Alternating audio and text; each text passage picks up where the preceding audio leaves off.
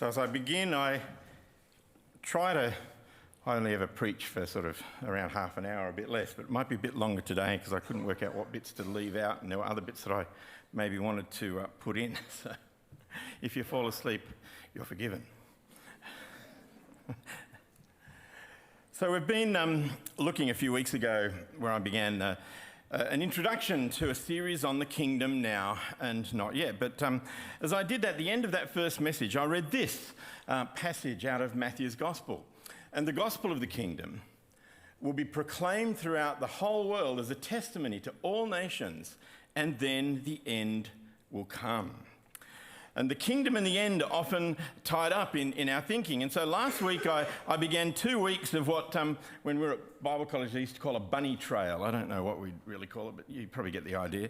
Away from the main thrust of this series on the kingdom now and not yet, just to consider the different ways that we as Christians have come to understand and what kinds of things we believe about the end that will come. And this particular passage, Matthew 24, is one of the ones that we look at. And so I just want to read it through. Probably, if I go too fast, sorry, but I'm conscious of time on that. As I read it through, I'll come back a little bit to it later, but just perhaps sit and think about this. So starting at chapter 23, verse 36. Truly I tell you, all this will come on this generation. Jerusalem, Jerusalem, you who kill the prophets and stone those who sent to you.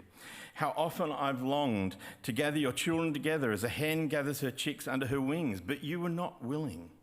Look, your house is left to you desolate. For I tell you, you will not see me again until you say, blessed is he who comes in the name of the Lord.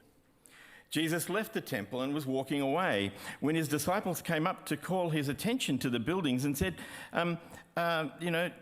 do you see all these things, he asked. Truly, I tell you, not one stone here will be left on another. Every one will be thrown down. And as Jesus was sitting on the Mount of Olives, the disciples came to him privately. Tell us, they said, when will this happen? What will be the sign of your coming and of the end of the age? And Jesus answered, well, watch that no one deceives you, for many will come in my name, claiming that I am the Messiah, and will deceive many. You'll hear wars and rumours of wars, but see to it that you're not alarmed. Such things must happen, but the end is still to come. Nation will rise against nation, kingdom against kingdom. There will be famines and earthquakes. All these are the beginning of birth pains. Then you will be handed over to be persecuted and put to death. You will be hated by all nations because of me, and at that time many will turn away from the faith and will betray and hate each other. And many false prophets will appear and deceive many people. Because of the increase of wickedness, the love of most will grow cold, but the one who stands firm to the end will be saved. And this gospel of the kingdom will be preached in the whole world as a testimony to all nations, and then the end will come.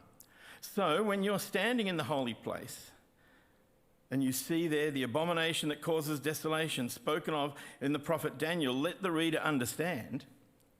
And then let those who are in Judea flee to the mountains. Let no one on the housetop go down to take anything out of the house. Let no one in the field go back to get their cloak. How dreadful it will be in those days for pregnant women and nursing mothers. Pray that your flight will not take place in winter or on the Sabbath. For then there will be great distress, unequaled from the beginning of the world until now, and never to be equaled again. And if those days had not been cut short, no one would survive. But for the sake of the elect, those days will be shortened. And at that time, if anyone says to you, look, here's the Messiah, or there he is, do not believe it. For false messiahs and false prophets will appear and perform great signs and wonders to deceive, if possible, even the elect. See, I have told you ahead of time. So if anyone tells you, there he is out in the wilderness, don't go out to it. Or here he is in the inner rooms, do not believe it. For as lightning that comes from the east is visible even in the west, so will be the coming of the Son of Man. Wherever there's a carcass, there the vultures will gather.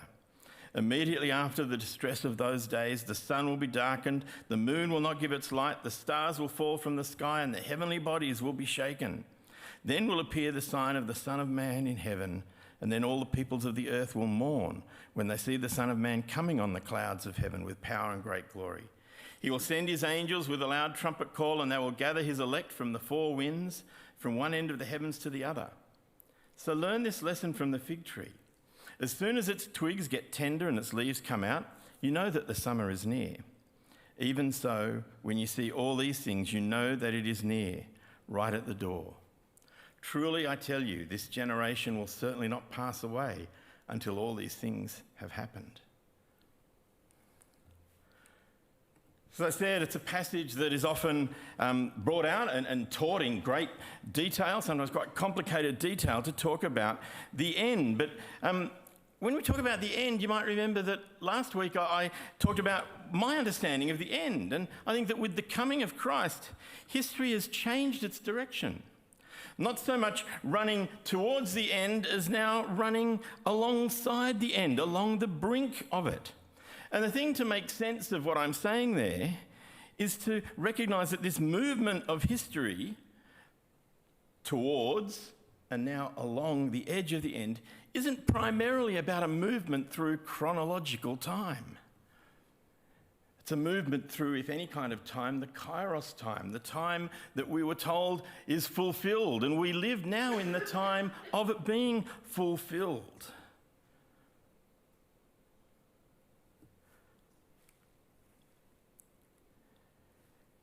Very briefly, last week I mentioned some of the different ways that people approach understanding prophecy in the Bible, the book of Revelation, and just generally understanding prophecy. I've printed some things out. I haven't had time to staple them together. I'll try and do that at the end of the service, so they're there. If you missed last week's, it's on the website, on the YouTube channel.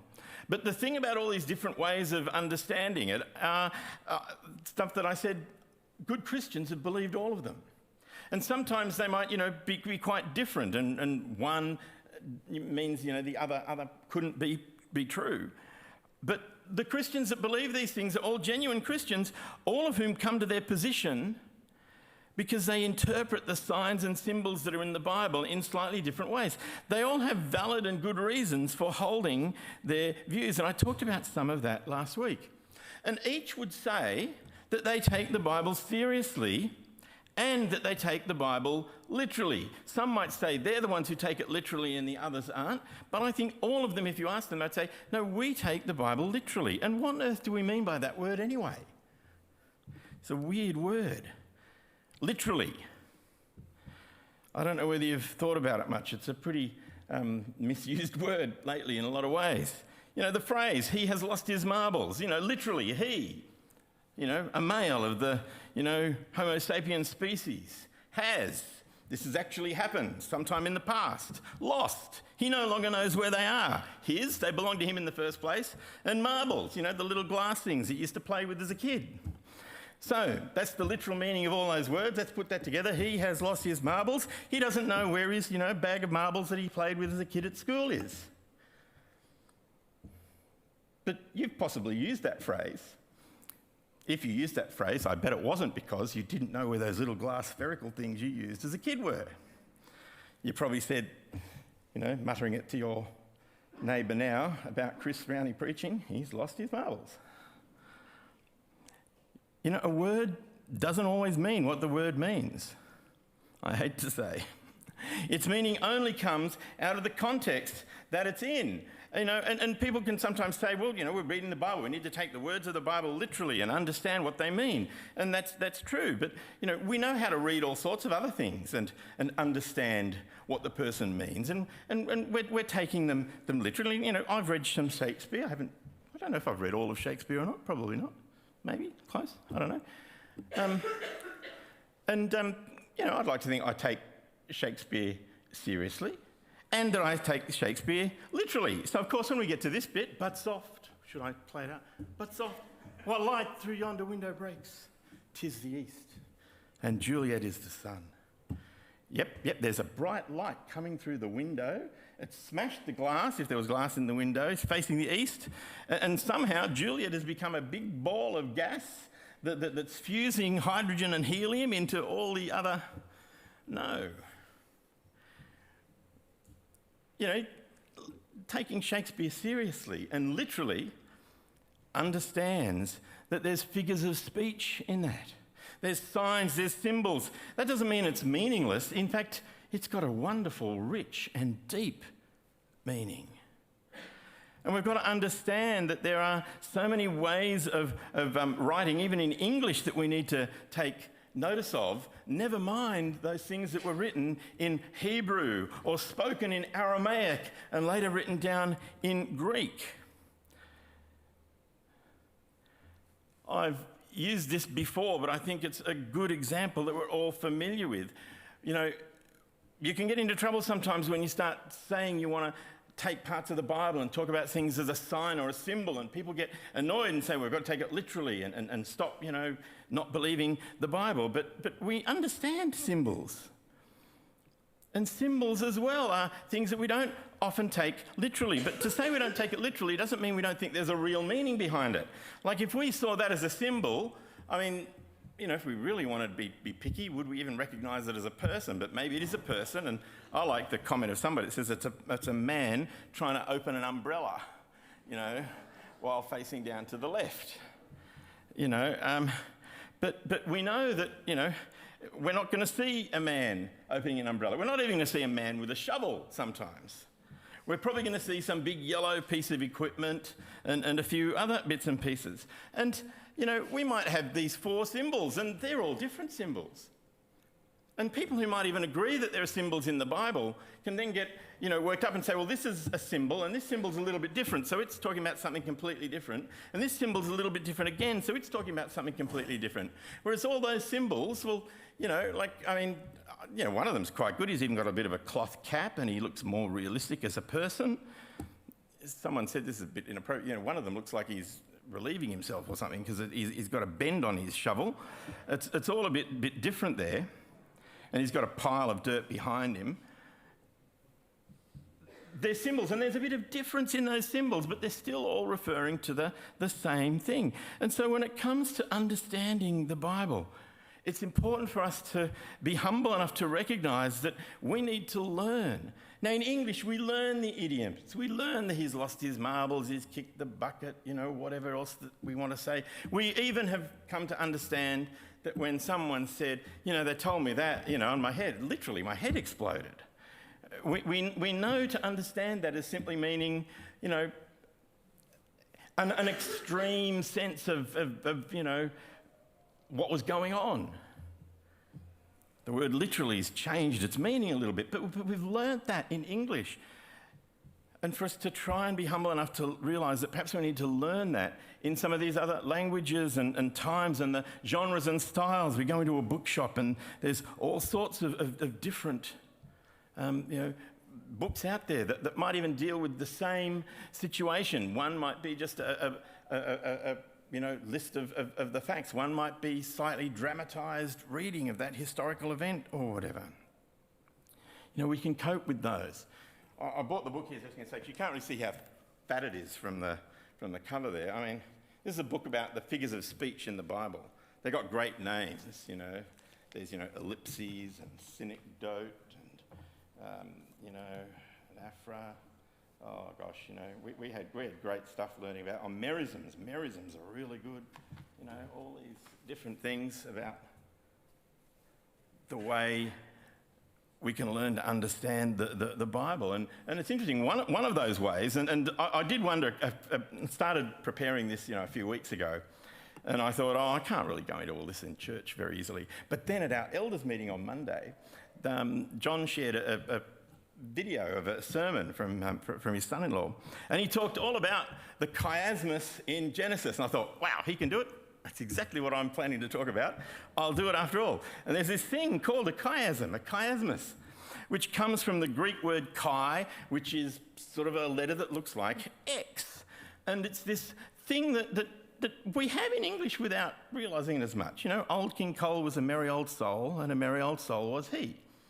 It sort of has part of it, and it sort of comes to a middle, and it goes back out. You know, old King Cole, he was a merry old soul, and a merry old soul was he. The he and the King Cole, and the merry old soul and the merry old soul. And sometimes there's a point right in the middle that, you know, makes the point. There's all sorts of these things that we might come across. As I said, chiasm, because it's a sort of a bit of a shape of an X. And you know, we actually find those kind of sayings quite memorable when we see them written down. Love what you do and do what you love. Yeah, that sounds pretty good. Ask not what your country can do for you, but what you can do for your country. I mean, wow, that stuck. I wonder whether he'd learned about Hebrew chiasm and thought, that'll stick in their minds. But it's something that's used in the Bible a lot, because you've got to remember that at the time, some of them, they didn't have something in front of them written to read personally. They might have heard it said. And so it wasn't pull apart this word and this word. It was get the overwhelming feel of what's been said, what they've heard said to them or presented to them in the synagogue or in the storytelling. And, it helps to remember and take those things apart. And there's heaps of them. Like, this is a great one. This is in Joshua. Just as I've been with Moses, I'll be with you. I'll not fail you or forsake you. Be strong and courageous, for you shall give this people possession of the land which I swore to their fathers to give them. Only be strong and courageous. Be careful to do according to all the law which Moses my servant commanded you. Don't turn from it to the right or to the left, so that you may have success wherever you go.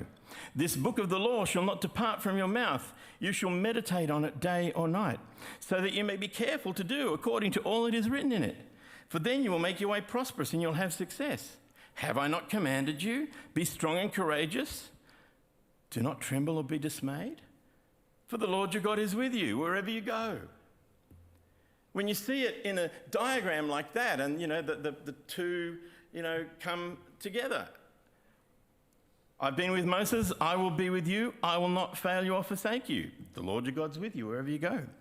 Or the next bit in, be strong and courageous. Have I not commanded you? Be strong and courageous. Or be careful to do according to the law which you've commanded. Be careful to do according to all that is written for you.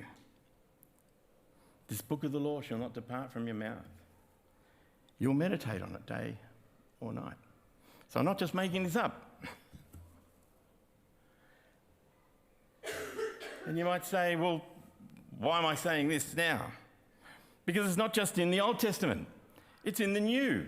And this verse, this wonderful verse really, this gospel of the kingdom will be proclaimed throughout the whole world as a testimony to all the nations, and then the end will come.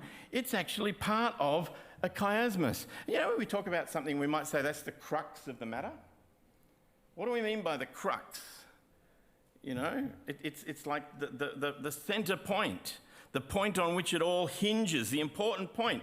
And we talk about the cross as a crucifix, and cruciform and crux all come from the same kind of language and idea. And the preaching the gospel of the kingdom is the crux of the matter. It's the middle of this chiasm in Matthew 24. And I know that's small and hard to see, but it starts with a reference to this generation and it ends with a reference to this generation. The first one's in chapter 23. Aha, Chris, you're taking it from another chapter. But remember, the chapters were only put in about the 1100s, and the verses not until the chapters were even later than that. And the verses weren't put in until the middle of the 1500s. They're an artificial division. And the headings you have in your Bible, which say this is about whatever, they've only been put in the last 100 years by somebody who decided for themselves that's what it means. So it begins and ends with a reference to this generation. Then there's about, Jesus wanting to gather the people to himself under his wings, another figure of speech. But he was rejected. Yet later on, he talks about successfully gathering his people together. He talks about seeing the Son of Man and seeing the Son of Man, etc., etc. We come down to a time of tribulation, a time of suffering.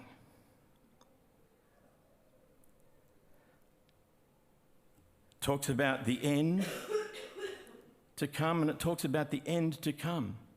And in the middle of all that, there's this preaching the gospel of the kingdom. And I don't know, maybe the apostles weren't quite aware that they'd actually asked two questions. After Jesus spoke of the destruction of the temple, they asked, tell us when will this happen, and what will be the sign of your coming and of the end of the age? They may have thought they were asking about one event, but the chiasm here places the answer about the temple as a distinct section, because a lot of the stuff it talks about, we can look at history and know that those things happened at the time of the destruction of the temple. So he's answered that question, and then he actually goes on to answer the question about the end of the age, where he goes on to say the bit about heaven and earth will pass away, but my words will not pass away. And about that day and hour, no one knows. And it's important because if we miss the chiasm, we can read about a couple of tribulations, a couple of times of coming and so on, and we can think, oh, well, there must be more than one of these, and we try and fit them all into our scheme. Like I said, we see the 4 different, slightly different, roadwork signs and think they mean different things. But, when we understand this and realise that's all part of a unit together, this bit here and this bit here aren't necessarily 2 separate events. Even though they might talk about it in slightly different ways, they're all talking about the one thing that's wrapped up in what the writer or the speaker is trying to make as important. That's why this is relevant. When we understand it this way, passages that on a more Western, everything's in a logical, chronological order of reading, might seem to be separate and subsequent events, may in fact just actually be different ways of referring to the same event. And so I think this is important because in teaching and learning about the Bible, there are varieties of how we understand and interpret these things. And good Christians believe quite a variety of these. And it's valid to describe them as treating the Bible seriously. As I said, if I'm someone who said I would want to say I take the Bible literally. Some people might challenge, do I take the Bible literally if I think I preached about Genesis a while ago and so on. And if I'm going to be preaching about Revelation and about Daniel, and part of the reason I'm doing this is because I'd love to actually get back into Daniel as part of our Old Testament figures and into Revelation. But I need to point out that I'm not necessarily going to be unpacking it the way some might expect. I'm taking it literally by recognising the type of literature that it is, trying to work out what those symbols might point to. There are bridges of culture, that there are differences of language and thought patterns between, not a 700 year, however many thousands of years ago these things were written, and a 21st century Anglo-Saxon educated man. Thousands of years and number of languages. A guy called N.T. Wright expresses things quite well, I think, when it comes down to this stuff about the end. I think this is true. I believe some future event will result in the personal presence of Jesus within God's new creation. And by new creation, I mean his renewed creation. I don't actually think that everything gets completely destroyed and a brand new thing made. Jesus' resurrection body was the body he had before, brought about new, and I believe that God renews and redeems and restores. And I think that there is a renewal and a redemption and a restoration to creation that God has called good. What that will look like exactly, I don't know, but I believe there is some future event that will result in the personal presence of Jesus. Now, Jesus is present now. But Jesus is not just some spiritual disembodied being. Jesus became a human being like you and I. It's a mystery that I don't pretend to understand how that could be. But because of my understanding of the Bible, when we come to things about the end, I don't expect a secret rapture that leaves some people behind. One reason is because when I read the scriptures, I come to some different conclusions. And one, when I was young, that people used, we learned our theology from a song, Larry Norman's song. It's a great song. I still think it's a great song. One of the first things I learned to play on my guitar. I wish we'd all been ready. Who remembers that song? 2 men walking up a hill, one disappears and one's left standing still. I wish we'd all been ready. Yeah, it's great. It's from Matthew 24 as well. There will be 2 men in the field. One will be taken and one will be left. 2 women will be grinding at the mill. One will be taken and one will be left. Therefore, be on the alert, for you do not know which day your Lord is coming. And in case you think I've lost my marbles, and this is obviously talking about there's 2 in the field. one will be left behind. Don't get left behind. I wish we'd all been ready. This is Matthew 24, verses 40 to 42. If we look at the verses just beforehand, for the coming of the Son of Man will be just like the days of Noah. For as in those days before the flood, they were eating and drinking, marrying and giving in marriage until the day that Noah entered the ark, and they did not understand until the flood came and took them all away. So will the coming of the Son of Man be. What took them away? The secret rapture? No, the flood. 2 in the field, one will be taken, one left. 2 at the mill, one will be taken, at one left. This is only a couple of verses later. The ones taken might well be the ones taken in judgment. So you want to be the one left behind. We have to rewrite Larry Norman's song. In the context, as I read it, I came to a different conclusion. You don't have to come to the same conclusion, that's fine. But that's the conclusion I've come to. Another passage that is clearly, it seems, about this in Thessalonians, and the people there were expecting the end, and they were writing and worried about it. And some of their friends and family members had died, and they were concerned about this. And so they said to Paul, what about those that have died? And Paul's trying to reassure them, and he writes to them and says, look, we say to you this by the word of the Lord, that we who are alive and remain until the coming of the Lord, we won't precede those who've fallen asleep. Again, another figurative way of saying those who've died. For the Lord himself will descend from heaven with a shout, with the voice of the archangel and with the trumpet of God. The dead in Christ will rise first. Then we who are alive and remain will be caught up together with them in the clouds to meet the Lord in the air. And so we shall also be with the Lord. This is taken to mean that, we're raptured to meet him in the sky. And in some understandings, then those ones all go back to heaven and wait for 7 years before Jesus then comes back all the way to earth. Or if you've got the historic pre-mill view, you think this just all happens at the very end. And I think my understanding of this is much more like the historic pre-mill view or the a-mill view, that this isn't, you're taken away and go away. It's a meeting where Jesus is coming. We meet him almost at the door and accompany him on his way back in. That's because that word that's used for meet, when we find the other places that's in the New Testament, we find it in places like this in Acts. Paul's talking about one of his journeys. We found some fellow believers. We were invited to stay with them for 7 days, and so we came to Rome. And the brothers and sisters there, when they heard about us, they came from Rome as far as the market of Appius and the 3 Inns. Just an aside, I love these kind of details to show this is talking about historical stuff that really happened, placing it in a time and a place. They came to this market, the market of Appius. Like, they were coming to Warrigal, and we heard they were coming to Warrigal, so we went out and we met them at the service station down near Bunyip, or whatever. The market of Appius and the 3 Inns sounds better.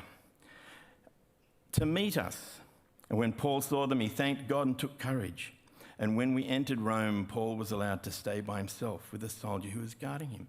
The word meet there, when we met them, it's actually a particular word that's used often of this kind of going and meeting somebody who is important, to greet them and accompanying them back on the way that they came. And so if that's right, then Thessalonians telling us Jesus is coming back.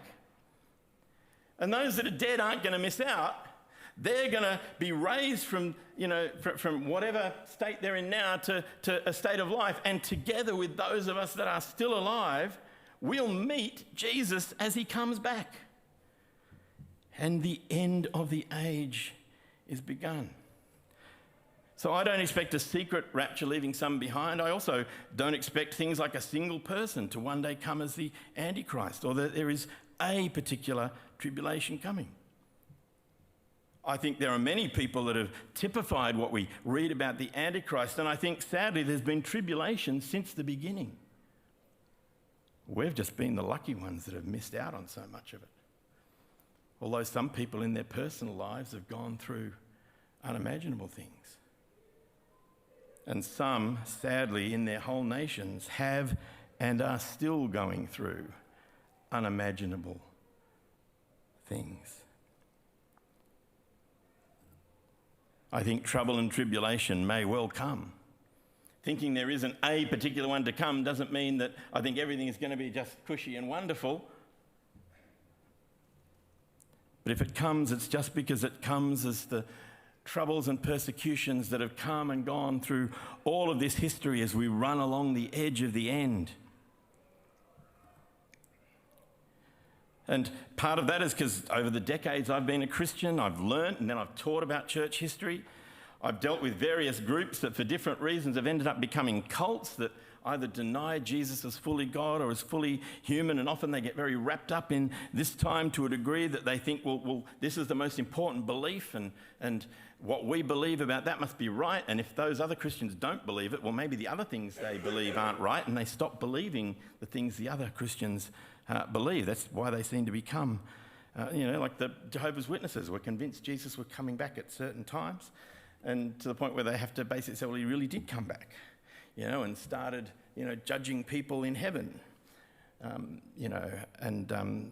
they gave up, Christmas, and they gave up Easter in the same way. They don't share communion the way we do. Jesus isn't fully God, etc., etc. Partly because they read Revelation and they read through this and say, Babylon come out of Babylon. Oh, Babylon must be the other churches that don't believe what we believed about the exact when and how of his coming back, etc., etc. Anyway, that's by the by. But as I did all that, I came across the truth that each generation has continued to find parallels in Revelation and the stories of persecution and trouble. And either we can be arrogant and say, well, they were wrong thinking that was Revelation applied to them, and we're just smarter when we think it applies to us and we're right and they were wrong. I think that's an arrogance that shouldn't be right. Or as I said, we can say, well, they just misunderstood the signs and we're better at understanding the signs. That's again arrogant. Or we can say, well, God should have made the signs clearer. Well, that's blaming God for it. And I've come to think that, I think the signs were clear. I think they were meant to be able to be understood by every generation. I actually think that much in Daniel and Revelation and even Matthew 24 there does have a past specific fulfillment, especially around the time when, the old way of the law and the new way of grace was coming in and the destruction of the temple. One reason I can't believe certain understandings, it may well be that there will be a new temple with sacrifices taking place in Jerusalem. But I can't imagine that God would want that to happen because there's already been one sacrifice for all and for all time. Unless you think God's wanting to deal with different people in different ways. That doesn't make sense to me. And I think there is a past fulfillment for a lot of those things. And as I said, I'm keen to teach through these. Now that I've sort of got this out of the way, you can sort of understand where I'm coming from. As I said, you don't ever have to agree with my position on things. You can come to your own understandings. And I've got good friends in all of these different camps. But I think they do have a present and a future value for us because I think they really do foreshadow, even though they have a past fulfillment, they foreshadow the second coming that we might look forward to. They foreshadow the things that are happening and might happen to us today, and they have a great value for us. And might say, well, what's the value? Well, let's just keep reading again back in Matthew 24, leaving out all the picky this, that, what does that mean? Let's read the bits that are a bit plainer. Matthew 24:45. Who then is the faithful and wise servant? I'd rather be the faithful and wise servant, but wrong about how I understood something else. Who then is the faithful and wise servant, whom the master has put in charge of the servants in his household to give them their food at the proper time? Well, it will be good for that servant whose master finds him doing that when he returns. The good and faithful servant is the one who is giving the other servants in the household their food at the proper time, feeding and caring for those others that are around them. That's the faithful and wise servant, the one doing what the master tasked them with doing. The gospel of the kingdom being preached to the whole world.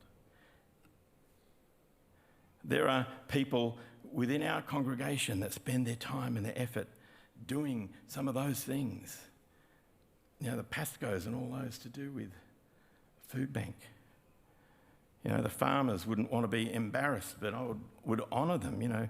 John passing on skills in Papua New Guinea. Just this morning, I listened to a podcast, the 50 things that made the modern economy, and one of those things they talked about was spectacles. And in it, they talked about going to somewhere where there's something like 2 billion people in the world that don't realise they need glasses, apparently, they were saying as well. And they went somewhere, and I think there were people picking tea, and they were paid on how much tea they picked. And they tested a whole heap of them, and they gave like really cheap glasses to those that needed them. But as a trial, they also didn't give any for the duration of the trial to some of the other people that needed glasses. And then they measured over time, and the people that got the glasses picked like 25% more tea. And because they were being paid that way, that improved their economic situation. They do that. And Judy, not just caring for people now, but caring for the future generations, going out, organising people, planting 1,000 trees yesterday in the rain. People can enjoy doing that now, and when those trees are grown, whether it's 50, 100, 300, 500 years, the town I grew up in had a most beautiful park, Cook Park. It had trees that were, when I was a kid, over 100 years old, even older now. Big redwoods, big stuff. It was just beautiful. I was always so glad. The people that planted it, they probably got to enjoy the trees when they were, this round and this high, doing things. And if we were to read on through the rest of Matthew 24, we'd find Jesus telling the story of the sheep and the goats, talking about a day of judgment.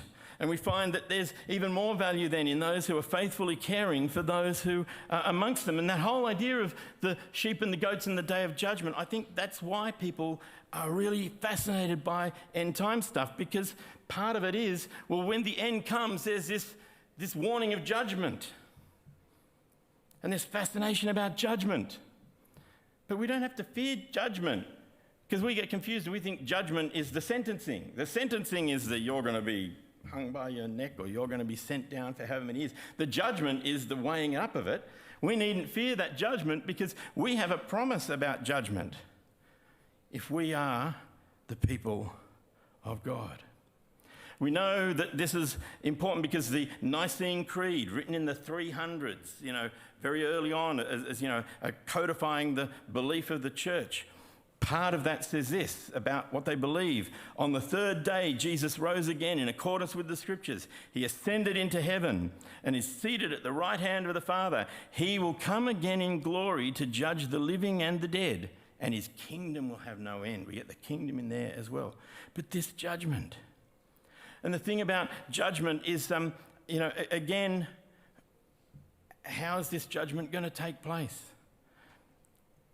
And we need to just leave that to God as the one who will judge. And I like this. This is sort of a little bit of a leap from what I'm talking about, but it's where I want to go to end. We used to run a printing business, and you do a lot of stuff in colour, and you have to try and have the right, colour temperature in the light so that the colour of something is going to look the same in daylight as inside and so on. You might, find that when you're buying things. And I haven't had a C.S. Lewis quote for ages, so here's a C.S. Lewis quote. C.S. Lewis quote says this. He says, "We might try to discern what a colour, some clothes, will look like by an artificial light, when in the light of day it would look quite different. So that's very like the problem of all of us, to dress our souls, not for the electric lights of this world, but for the daylight of the next, because the good dress is the one that will face that light, for that is the light that will last longer.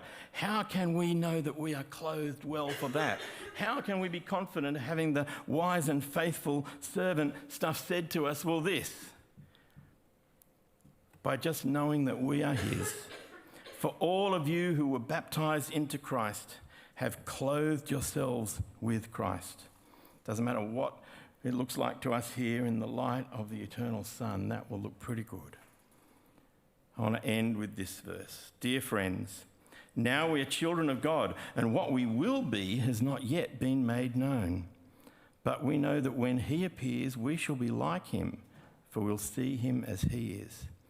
Everyone who has this hope in him purifies himself just as he, Jesus, is pure. Which brings me back to the now and the not yet. What we will be has not yet been made known. What we are now, what we will be. What we will be is like him, for we shall see him as he is. Remember, I think I preached a while ago about beholding is becoming. As we look upon him, we'll become more and more like him. Let me pray. The leaders will come and sing a song. I'll try and grab those notes with some of the details over there for you to grab if you want to know more about that. Next week, we're going to have Riley sharing with us and praying for him. And then after that, we'll get back into the now and not yet kingdom as it applies to us, and not just this bunny trail about how I would interpret the end. Let me pray. Lord, we thank you for your word, even when at times it does seem a bit opaque and difficult for us to understand. As people have often said, let's just be busy doing the bits we do understand and let the others be revealed to us in time.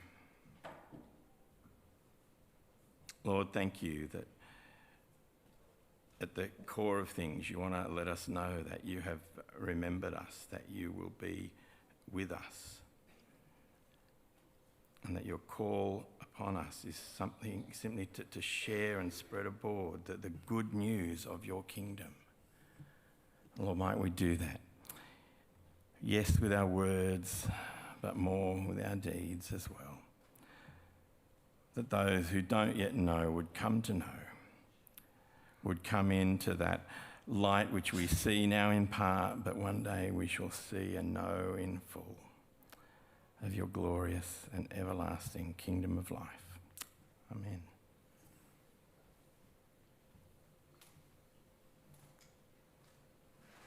Let us stand. Build your kingdom here.